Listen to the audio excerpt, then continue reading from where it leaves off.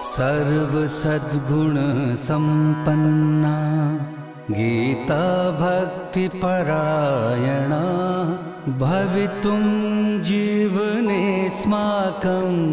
जागृता बालका वयम् उत्थाने राष्ट्रधर्मस्य विज्ञानदृष्टिमाशिता विवेकानन्द मार्गेण वयं सर्वे समर्पिताः।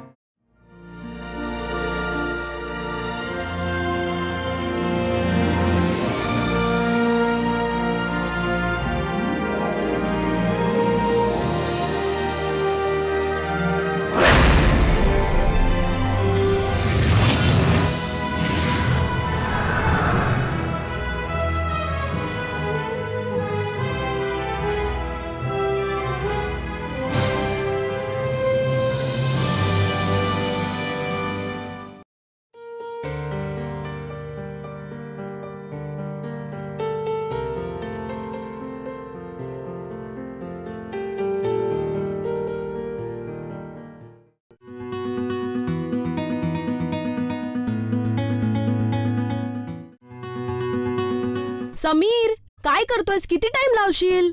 बरं झालं आई, आज संडे ना, इतकी का काय करतेस? अरे बाळा, संडे आहे म्हणून का संध्याकाळपर्यंत ब्रश करशील? लवकर ब्रश कर आणि अभ्यासाला बस. हो हो येतोय.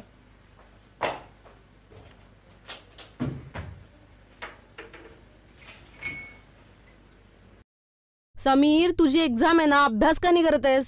आई ते पुस्तक जरा दे ना. तुझ्या समोर आहे, स्वतः उठ आणि घे. आई अगं मी बसलोय ना, मी उठणार, मग जाणार, पुस्तक घेणार, मग मी परत येणार, मग अभ्यास कधी करणार? तू उभी आहेस ना, मग तूच दे ना ग. अति होतंय समीर, अति होतंय. हे घे, कर अभ्यास.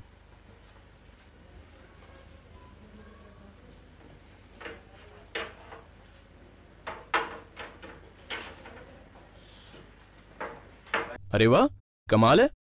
आज अभ्यास चाललाय. गुड. करावा लागतो बाप्पा.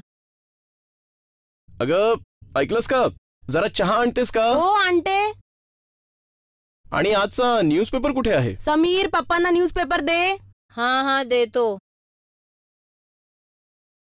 अगं कुठं आहे न्यूजपेपर?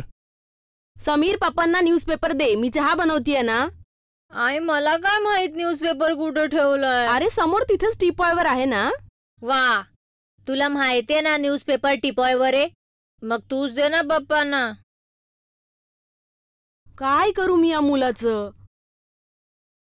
हा घ्या तुमचा चहा आणि न्यूजपेपर.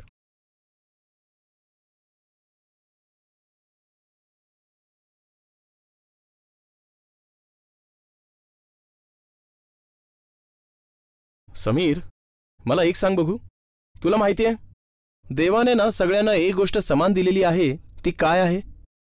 कोणती पप्पा? अरे बाळा, थोडा तरी विचार कर.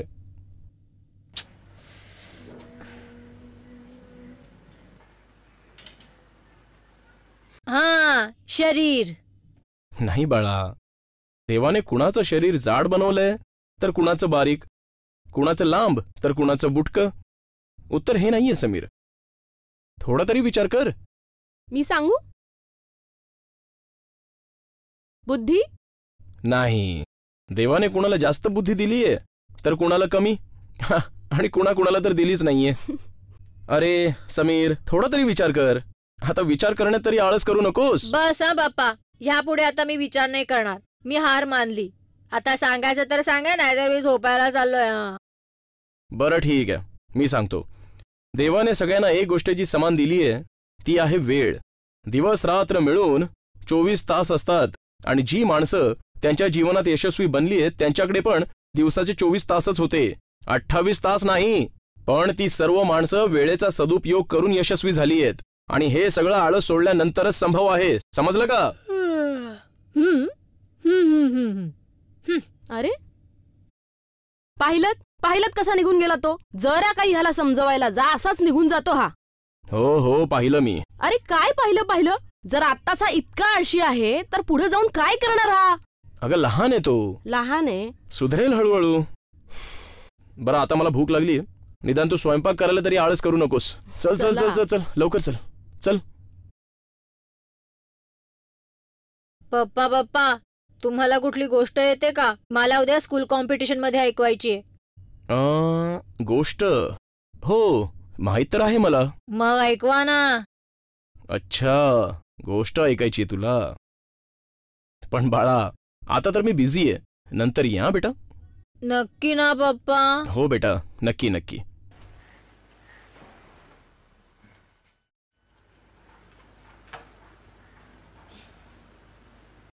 पप्पा गोष्ट सांगा.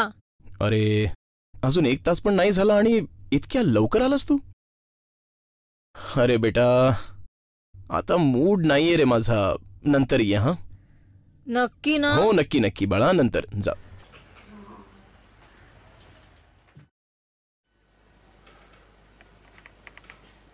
पप्पा गोष्ट. बाळा अरे आता तर रात्र झालीये आणि भूक पण लागलीये, नंतर या बाळा नंतर. पप्पा नक्की हा ना? नंतर नक्की नक्की.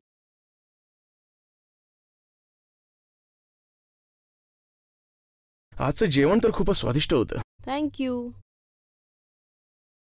अहो तुम्हाला माहितीये मेगा मॉल मध्ये 50% डिस्काउंट मिळतोय. अच्छा मी पण तिथून माझ्यासाठी 2 रेनकोट विकत घेईन. हो आणि मला पण ना पप्पा, मेकअप किट पप्पा. पाहिजे.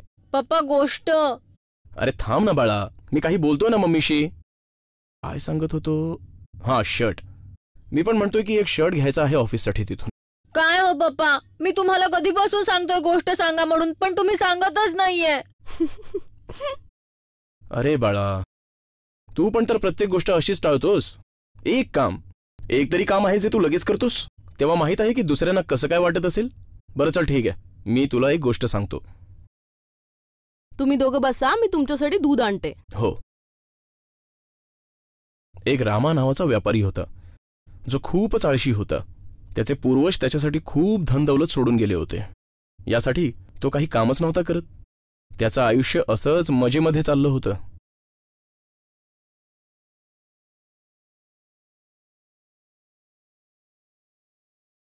मालक हे घ्या फळ. हे काय आहे? मालक डाळिंब आहे, याने ना ताकद येते. ते सर्व ठीक आहे, हे सोडण्याची मेहनत कोण आता करत राहणार? सरळ द्राक्ष आणायची, काढली, सरळ डब. जा जा द्राक्ष घेऊन ये, जा बघू. ठीक आहे मालक. मालक तिथे तुमच्या शेतामध्ये चोरी होते आणि तुम्ही इथे आराम करताय. काय चोरी? आणि चोरी कोण करताय? कोण काय? अहो तेच तुमचे मजूर. त्या सर्वांना मी नोकरीवरून काढेन आणि शिक्षा पण देईन. पण आता तरी तुम्ही चला, कारण ते लोक निघून जातील. अरे घेऊन जाणाऱ्यांना कोण थांबवणार? असे पण सामान घेऊन गेले असतील ते. मालक बघून तरी येऊया. अरे सांगितलं ना उद्या जाऊया. हा पण मालक. जा जा उद्या जाऊया. अहो मालक. जा जा जा. ओ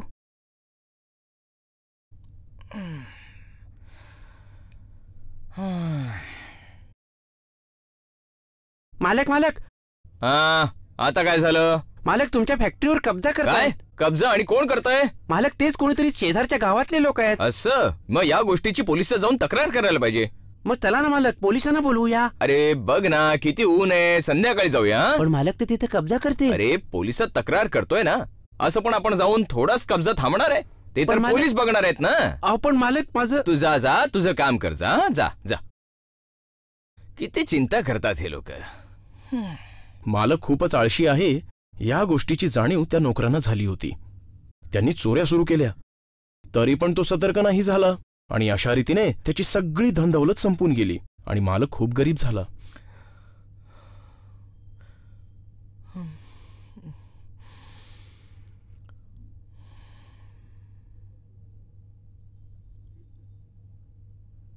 स्वामी स्वामी स्वामी तुम्ही माझ्यावर कृपा करा स्वामी. काय झालं वत्सा? माझ्याजवळ खूप धन दौलत होती, पण अचानकपणे सगळं काही संपून गेलं. खाण्यापिण्यासाठी पण पैसे नाही आहेत स्वामी.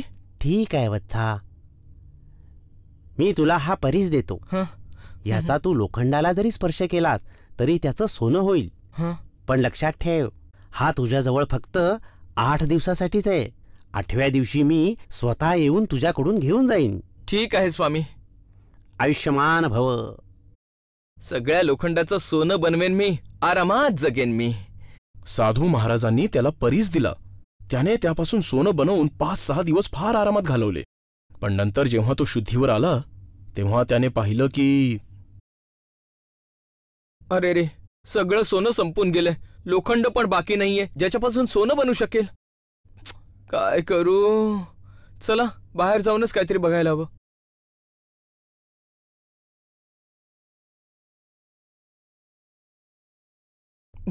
भाऊ जरा थांबा ना. तुमच्याजवळ कुठलंही लोखंडाचं सामान असल्यास मला द्या ना. मला खूप गरज आहे. लोखंडाचं सामान तर घरी आहे आणि आता मी कामाला चाललोय. आल्यावर मी नक्की पाठवून देईन. पाठवून द्याल ना भाऊसाहेब? हा, विश्वास ठेवा माझ्यावर. भाऊसाहेब थांबा ना. तुमच्याजवळ काही लोखंडाचं सामान असेल तर मला द्या ना. लोखंड? माझ्याजवळ कुठलं लोखंड? तुमच्याजवळ नसेल तर एखाद्या मित्राजवळ असल्यास पाठवून द्या ना. मला खूप गरज आहे हो. ठीक आहे, बघतो मी. काही करता येतंय का? इतक्या जणांना सांगितलं, कसंही करून लोखंड येईलच. तोपर्यंत मी आता आराम करतो. लोकांच्या बोलण्यावर विश्वास ठेवून तो लोखंड शोधायला गेलाच नाही. आणि रात्र पण झाली आणि त्याला लोखंड द्यायलाही कोणी नाही आलं.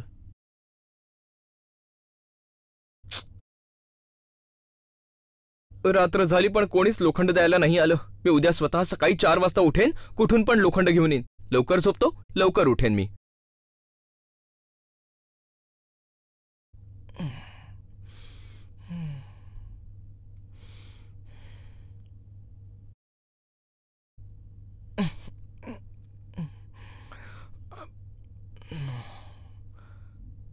दहा वाजलेत. अरे भगवंता, इतक्या उन्हात कुठून लोखंड आणणार? चल बाहेर जाऊन बघावं.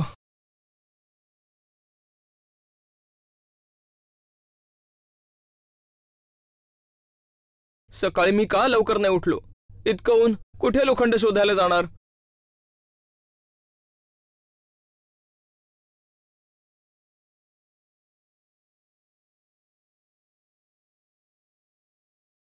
कसा आहेस वत्सा? स्वामी तुम्ही इतक्या लवकर? इतक्या लवकर कुठे वत्सा? मी तर 8व्या दिवशीच आलोय. काय? 8 दिवस झाले पण? स्वामी आणखी 2 दिवस द्या ना मला. अरे मूर्खा, तुला मी 8 दिवस दिले होते. तुझी इच्छा असती तर बरंच काही करू शकला असतास. पण नाही, तुझ्या आळशीपणानं तुला काहीच करू दिलं नाही. चल दे माझा परीस परत. स्वामी. तो रडत राहिला, ओरडत राहिला, पण साधू महाराज क्रोधित होऊन निघून गेले. बाळा, गेलेली वेळ कधीच परत येत नाही. वेळ खूप मौल्यवान आहे. आता हे तुझ्यावर आहे की तुला त्या व्यापाऱ्याप्रमाणे वेळ घालवायचा आहे की वेळेचा सदुपयोग करायचा आहे. पप्पा, मी समजलो. मी तुम्हाला प्रॉमिस करतो की माझी सगळी कामं मी वेळेवर करत जाईन आणि मी उद्या कॉम्पिटिशन मध्ये हीच गोष्ट सांगेन. खूप छान बाळा, मला तुझ्याकडून हीच अपेक्षा होती.